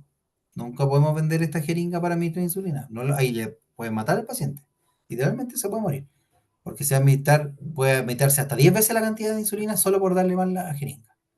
Entonces dicen, a ver, insulina, entonces ya aprendieron en esta clase que las jeringas tienen una jeringa especial que se llaman jeringas con unidades internacionales de medida y que tienen también diferentes medidas, hay unas de 30, unas de 50 y unas de 100. Algunas van de 1 en 1, otras van de 2 en 2. ¿Ya? Entonces, esas son las jeringas que se utilizan. Cada vez están más desplazadas hoy día por los lápices de insulina, por lo tanto ahí ustedes van a la segura, porque ustedes venden el lápiz nomás y la persona es la que gradúa y se lo administra. Tienen que calcular bien cuántos frascos, cuántos lápices le van a dar nomás. ¿Ya? Que eso es, yo creo que los ejercicios más importantes de insulina. Sigamos ahora con los termómetros. Ya también ampliamente usados los termómetros, existen de mercurio, existen termómetros digitales. Los de mercurio que tienden a ser más exactos por un tema de residuo peligroso, se están cada vez usando menos y se están confiando más en dispositivos, ¿no es cierto?, calibrados de medición de temperatura. Hay incluso algunos de láser, hay unos que son de tímpano, hay unos que son desechables, que se usan en el momento, como los digitales. Entonces, dice, el termómetro es un dispositivo para medir temperatura, creador del primer termoscopio Galileo Galilei. Consistía, dice, en un tubo de vidrio con una esfera cerrada en el extremo.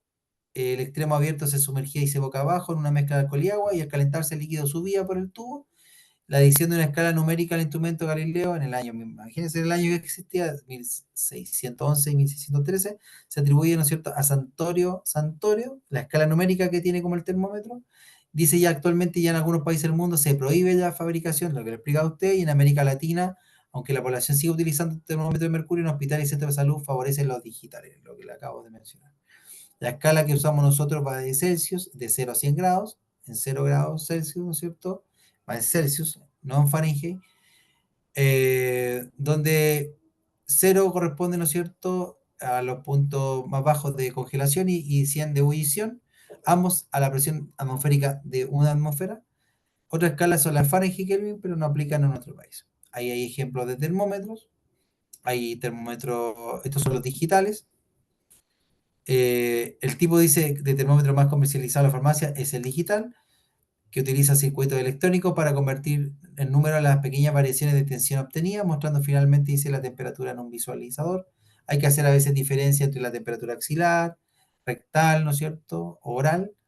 Y la principal ventaja es que no utiliza mercurio y no contamina el medio ambiente, principalmente. Pero también tenemos otros termómetros que también se utilizaron en pandemia. No sé si ustedes alguna vez fueron en la pandemia, habían unos termómetros más malos a veces en los bancos que marcaban como que uno estaba hipotérmico, así como 34 grados, y la recepcionista lo notaba así, oh, 34 grados. Y no existe esa temperatura, o sea, tendría que estar así, muerto de frío. La temperatura corporal sabemos que es de 37 grados aproximadamente, ¿ya? Y los termómetros hay de temperatura infrarroja, ¿no es cierto? Digitales, y hay unos de oído también, ¿ya? Pero estos calibrados son buenos. Todos estos son termómetros que son bastante útiles. Estos que eran los más exactos ya no se están utilizando. No quiere decir que estos no sean exactos, lo que pasa es que usted tiene que comprar termómetros calibrados, que estén calibrados. Que a veces hay unos bien chinitos, ¿no es cierto?, que no están calibrados por nadie. Entonces, la idea es que uno compre termómetros que tengan una buena calibración. Y las calibraciones no son eternas, puede que esa calibración te dure meses o un año y después se tenga que desechar, ¿ya? Y los termómetros obviamente ayudan a diagnosticar una fiebre, ¿no es cierto? Hay termómetros que, me acuerdo, había uno de oído que se colocaba amarillo, verde o rojo dependiendo de la temperatura y te da como una alerta. Y los otros, los de termómetros son bien rápidos, los infrarrojos son muy buenos, pero también tiene que importante que estén calibrados.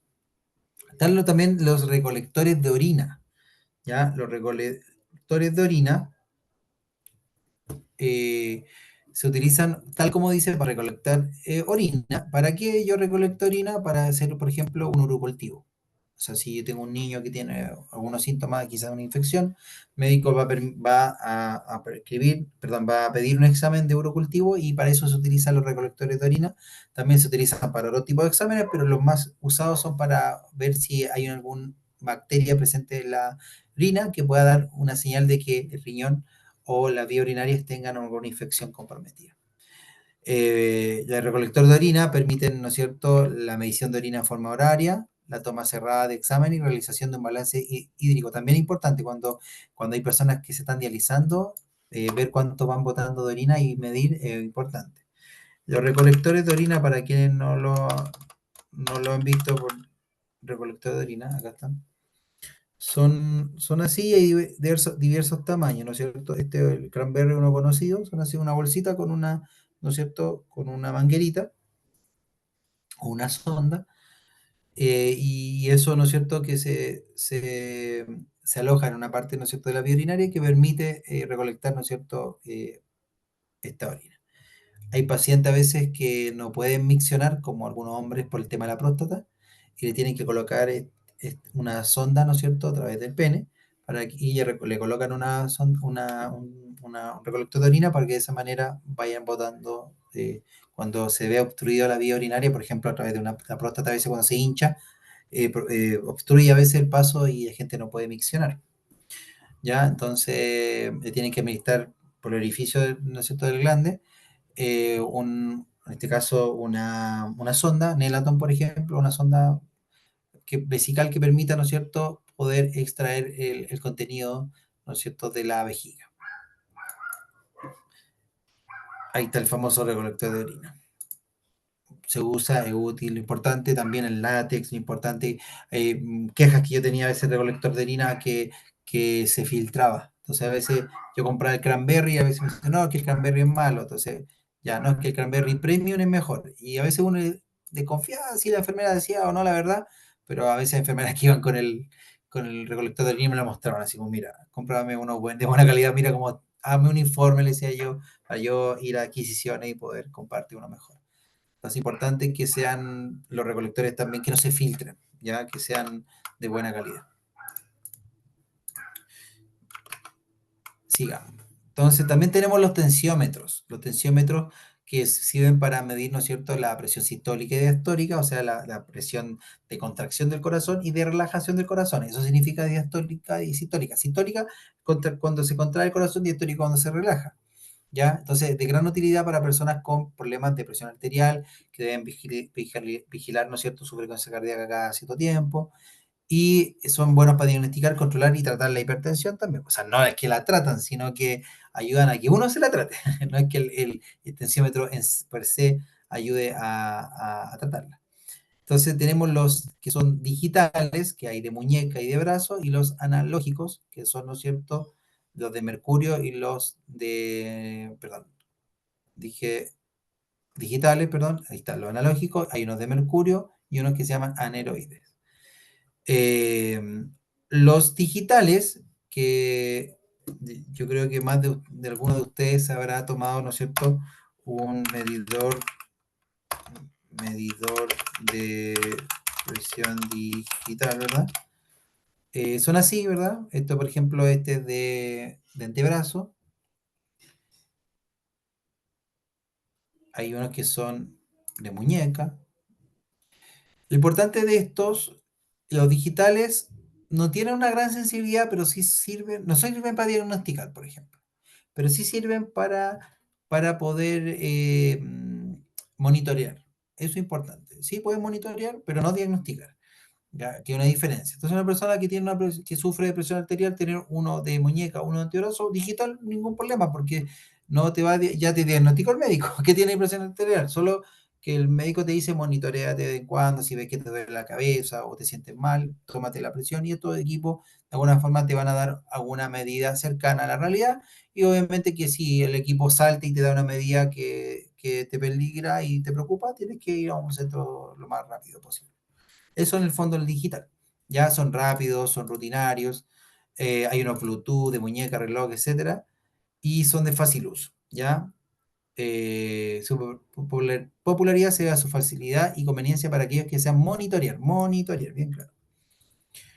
Están los de muñeca y los de brazo. Ya los de muñeca son portátiles, ligeros, los tensiómetros de brazo dice, son más confiables, eso sí. O sea, si una persona tiene la presión que por ejemplo, de muñeca, yo diría una persona que tenga una presión leve, un adulto mayor joven que quizás tenga una presión arterial que de repente se le dispare, está bien. Pero una persona adulto mayor que sufre de presión arterial, que bordea constantemente los 180, yo no le daría el de muñeca, sino que le daría uno de brazo que tiene una visión mucho más confiable. ¿Ya? Tenemos los analógicos, que son los que utilizan los profesionales de salud, porque ellos obviamente son con eso los que te auscultan y te ven el sonido, ¿no es cierto?, de la presión a través, ¿no es cierto?, de cuando se abre o no se abren algunas válvulas del corazón. Entonces ellos te escuchan a través del fonendoscopio y te miden la presión, ¿no es cierto?, con uno de mercurio, que es un medidor mucho más certero para diagnosticar, medidor de presión, ¿no es cierto? Pero ¿cuál es el problema que va a ocurrir? Que lo están sacando por el tema del mercurio, pero una vez medidor de presión analógico y sale así como de una llanta, así. Vamos a ver acá. Arterial, perfecto. Vamos a mostrarle. Son como unas cajitas que utilizan, por ejemplo, esos son analógicos. ¿Se fija? Pero el de mercurio, ese trae ¿no es cierto?, una perita que va inflando, hay un medidor de presión y el brazalete, nada más. El de mercurio es así, que también lo usan algunos doctores. En este caso, la diferencia es que el medidor de presión no existe, sino que te lo genera esta columna de mercurio. ¿Ya? Y lo utilizan algunos médicos. Lo encuentran certero para diagnosticar, etc. Pero cada vez yo he visto los Cefam que están comprando medidores digitales, de muñeca, perdón, de brazo, pero calibrados. ¿Ya? Porque el mercurio, el problema que tiene es la eliminación del componente mercuriano. Y dice, en el caso del analógico, lo que le mostré yo, que son los convencionales, los que tienen como un medidor de presión, el brazalete y el fonendoscopio. Que se presenta con manómetro, es el que mide la presión, y sus ventajas son ergonómicas, son fáciles de utilizar, principalmente por conceptos profesionales clínicos, y que tienen que usar mucho el oído el médico, ¿ya? Son manuales, pero son más certeros. Tensiómetros de mercurio, tan prohibido como les decía yo, pero a diferencia del manómetro, usan en este caso, esa cajita con la columna de cristal para medir la presión. Y ahí están los ejemplos: mercurio SS, tensiómetro de brazo, de muñeca. Y los aneroides, dice que preferidos por profesionales de salud, miden la presión arterial manualmente, ajustable, dice, en el brazo o la muñeca, cuenta con una pantalla digital que proporciona lectura en tiempo real, aunque comúnmente se encuentran en hospitales. Ya, los tensiómetros aneroides, hay unos que son tensiómetros que la usan en los hospitales, Estos se llaman aneroides. Y que ya están agregando ahora un concepto más digital. Por ejemplo, así. La perita va directamente. Esto lo usan y ahora le están agregando un concepto más digital. Deje buscarlo en el de digital.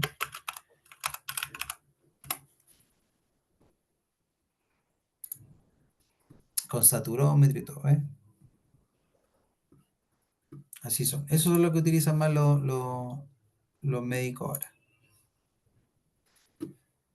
Y obviamente los servicios de urgencia usan, ustedes saben que usan otros más avanzados, que son unas cajas que son como, son medidores de multiparámetros, medidores, o sea, tenemos para toda situación, medidores de multiparámetros. Como una urgencia, no andar midiendo,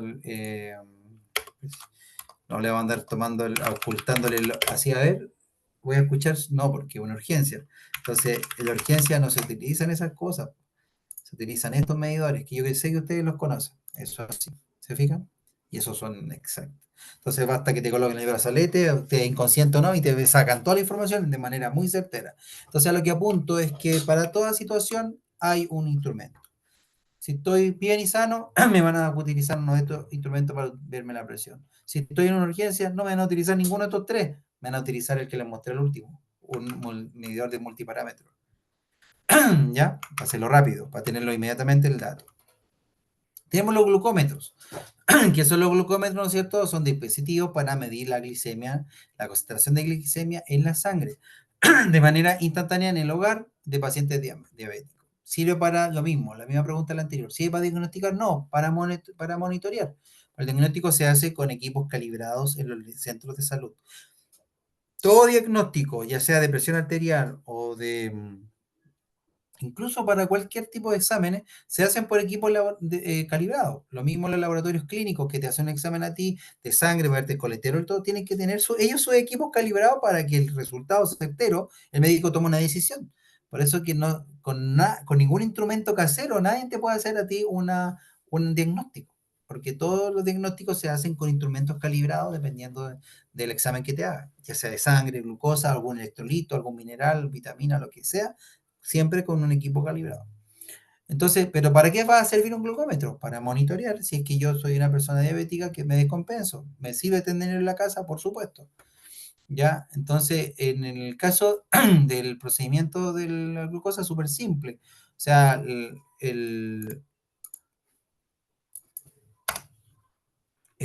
la cinta, ¿no es cierto?, de glicemia.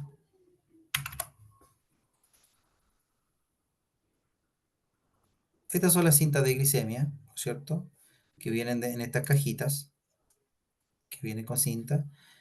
Y hay unas que traen lancetas, ¿no es cierto?, que son, ahí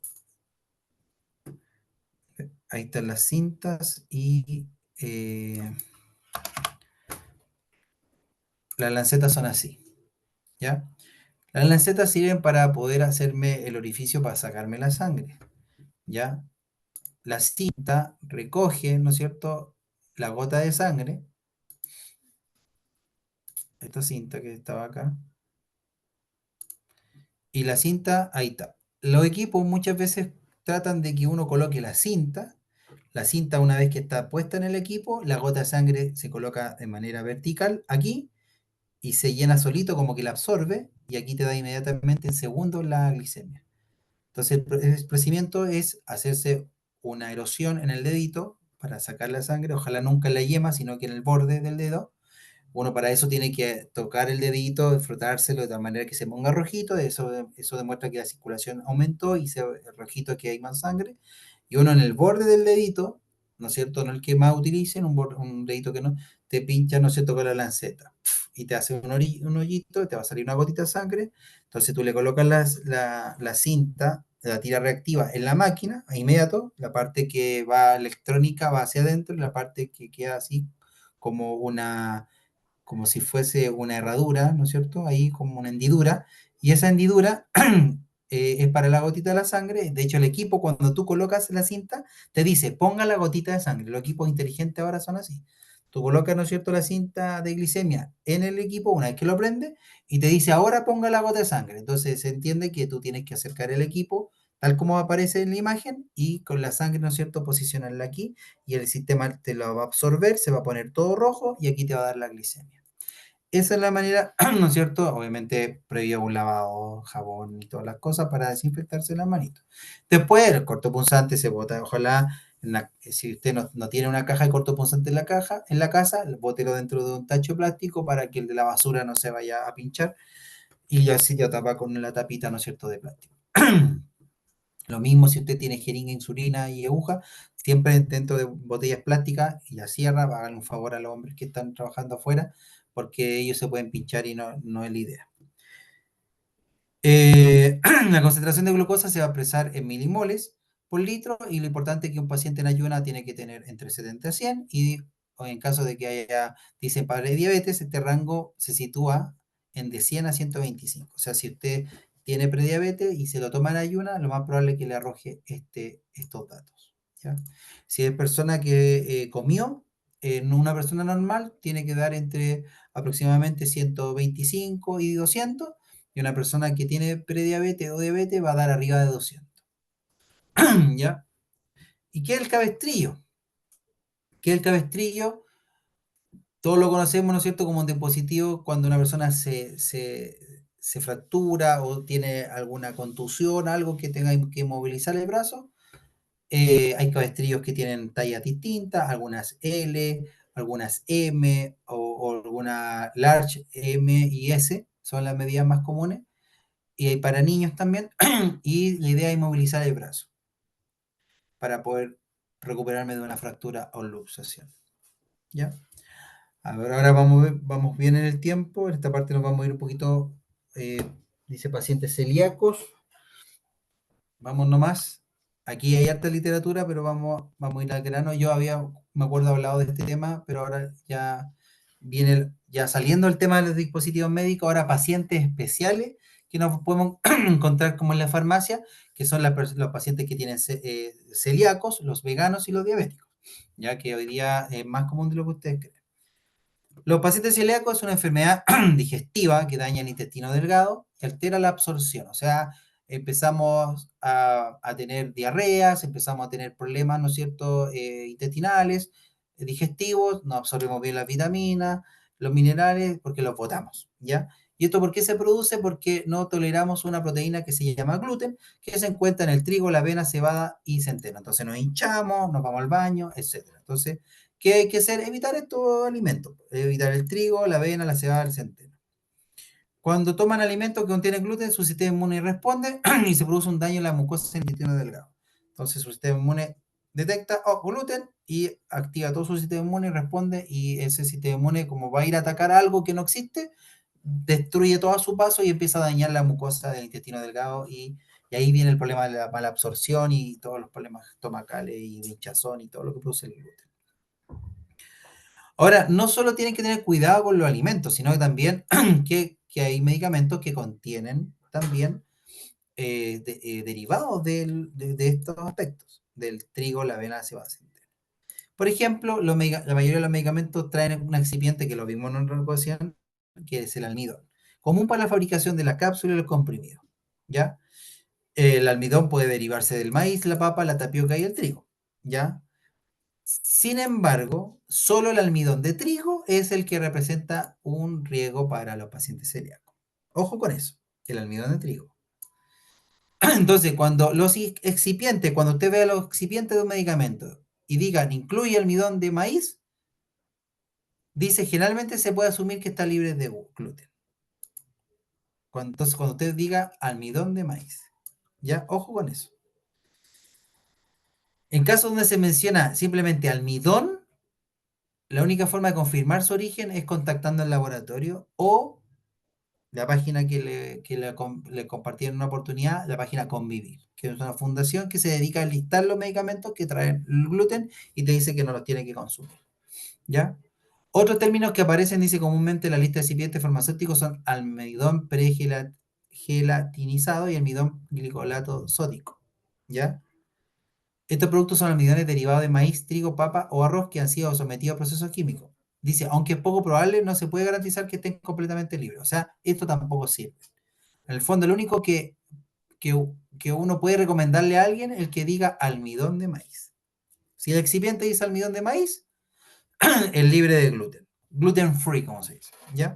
No hay normativa en Chile que obligue a los titulares de registro a declarar que los productos sean libres de gluten, ¿ya? O la información de los excipientes. Pero solo hay lo que le mencioné, una iniciativa de una página que se llama Convivir, que ahí está la página para que ustedes la puedan visitar, donde te lista y te dice, por ejemplo, la empresa Bagó hace un ibuprofeno que se llama Pironal Fluforte, que trae comprimido recubierto y es libre de gluten. O sea, una persona que está fiebrado, tiene un niño, lo que sea, y necesita algo libre de gluten, vaya a esta página, revise qué laboratorios trabajan con productos libres de gluten y consuma eso y no consuma, obviamente, el que tiene gluten.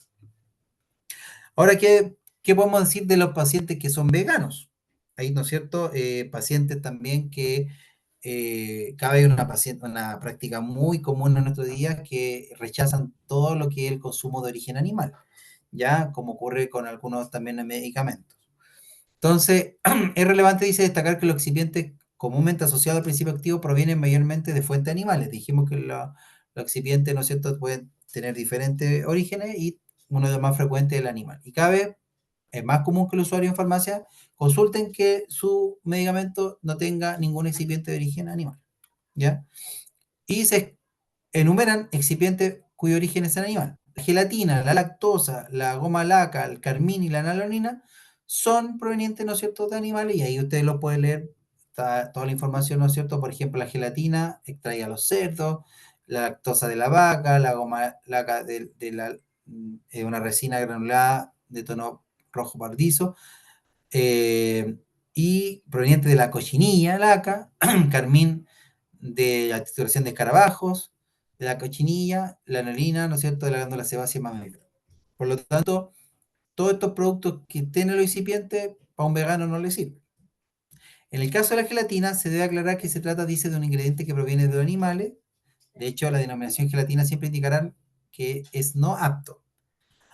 Aunque dice, aquí viene la parte interesante, los laboratorios farmacéuticos cada vez están más concientizados, algunos han pasado a utilizar la hidroxipropilmetilcelulosa, un compuesto que está considerado como gelatina vegana. Se han hecho una gelatina, pero vegana, que dice HPMC.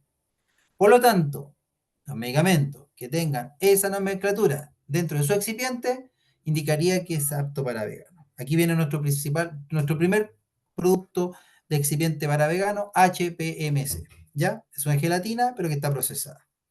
Además de los excipientes, también dice que existen principios activos de origen animal. Por ejemplo, la vitamina D, la cual tiene la forma de ergocalciferol o colecalciferol de 2 y de 3, ¿no es cierto? Es producida, dice, por hongo y levadura, por lo que son de origen vegetal. Pero dice, hay excipientes, perdón, hay principios activos que también vienen de origen animal. Entonces, tienen que ver que esta vitamina D venga de esta producción de hongo y levadura para que sean de origen vegetal, mientras que la D3, dice, proviene de los animales, la mayor parte. Por lo tanto, en este caso, la forma D2, ¿no es cierto? Aquí es producida por hongo y levadura, por lo tanto, esa vitamina es la que debería consumir un vegano, no la D3 que viene de los animales, ¿ya? Entonces tenemos el HPMC como gelatina procesada, y ahora tenemos la vitamina D2 que es producida por hongo y levadura, ¿ya?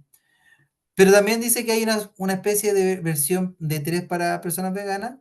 Dice que hay determinados líquenes, ¿no es cierto?, que son estas plantas que crecen en la humedad, perdón, que son como un hongos, que es como que tiene una simbiosis entre planta y hongo, y que de alguna manera pueden producirla, ¿ya?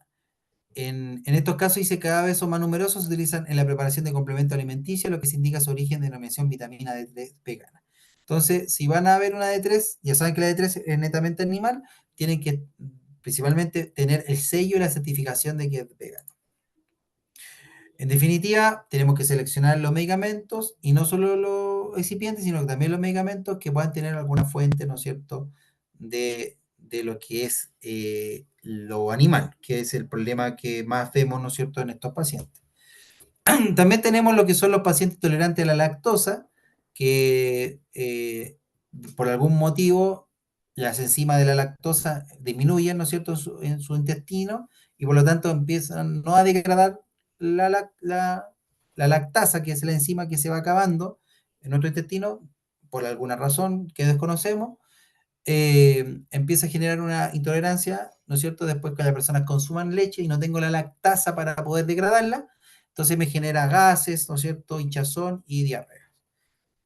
Entonces, se debe hacer tanto, dice en el caso de los medicamentos que le han prescrito con receta médica, como los que son de venta libre, se deberán buscar alternativas que no contengan este excipiente en la página Convivir el gluten. Hay que ver alguna página, ¿no es cierto?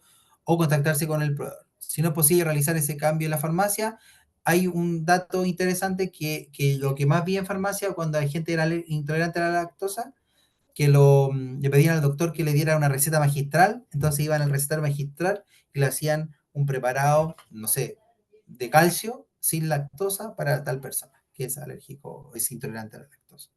¿Se fija? Entonces, en recetario magistral se puede hacer un preparado para la gente que es intolerante a la lactosa y le sacan la lactosa como excipiente y le dejan otros que no sean, que no tengan ningún problema. En el caso de los pacientes diabéticos, tenemos que tener cuidado con medicamentos que tengan azúcar, ¿no es cierto? O algo que me eleve la glicemia. Al miel, por ejemplo, que puede haber, hay muchos productos que tienen producto azucarado o con miel. Entonces, ¿cómo lo hacemos? Dice, sin embargo, dice, la mayoría de los jarabes contienen altas concentraciones de sacarosa que puede interferir en los niveles de glucosa. En este caso, dice, se prefieren algunas marcas que utilicen menor cantidad de edulcorante específico. Algunos excipientes que se pueden revisar son los siguientes. Glucosa. Se debe tener precaución, dicen personas con diabetes mellitus, siempre que supere los 5 gramos de glucosa por dosis. Ahí es para ustedes preocupante. O sea, si ustedes ven que dentro de la parte nutricional o información que aparece como exigente, aparece que hay más de 5 gramos, no debería utilizarlo una persona diabética. La fructosa, dice, se utiliza como edulcorante y saborizante. Se convierte a glucosa, por lo que eleva el nivel de glicemia. Se puede usar en diabéticos, pero con moderación.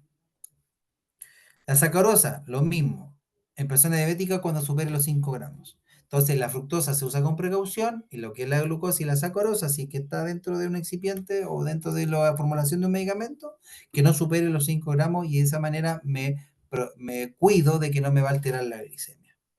La galactosa, dice, se utiliza como agente de recubrimiento edulcorante. Lo mismo, no debe superar los 5 gramos. La lactosa, que lo que hablamos anteriormente, también es un disacárido. Está compuesto, ¿no es cierto? Glucosa, ¿no es cierto? Y tiene un componente azucarado.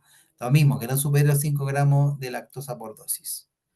El azúcar invertido, que también se utiliza como recubrimiento y relleno de cápsula, está formado por fructosa y glucosa, también que no supera los 5 gramos por dosis.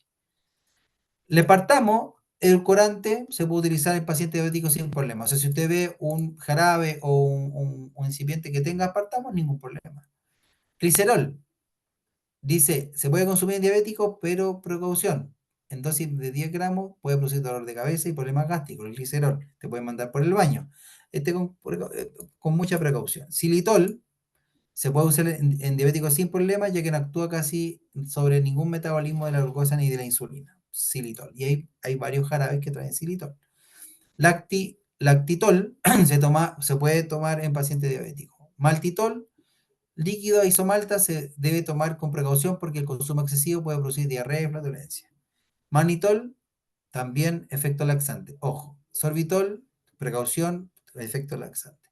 Entonces aquí se fijan, se enumeran varios productos que se pueden utilizar, ¿no es cierto? Y ustedes, de hecho, la tarea que pueden hacer es revisar sus jarabes con esta información o sus preparados y ver qué contienen y si una persona diabética puede usarlo o no. En resumen, hay que evitar la glucosa, la fructosa, la sacarosa, la galactosa, la lactosa y el azúcar invertido y tener precaución con todos estos de acá. O sea, se evitan todos los de arriba y con precaución. Por ejemplo, en el comercio existe el Ederalix, no sé si lo ubican ustedes, el Abrilar, un jarabe, que reportan en su envase que no tiene azúcar. El Abrilar, por ejemplo. Este se puede utilizar en niños para la tos y en adultos sin ningún problema. Entonces, hay también productos que le sacan el azúcar literalmente y le dejan un edulcorante o un endulzante. ¿Ya? Eso con el tema de los excipientes en paciente diabético y justo terminamos el último punto porque ya la próxima clase veríamos lo que son los medicamentos veterinarios de neurocosmética.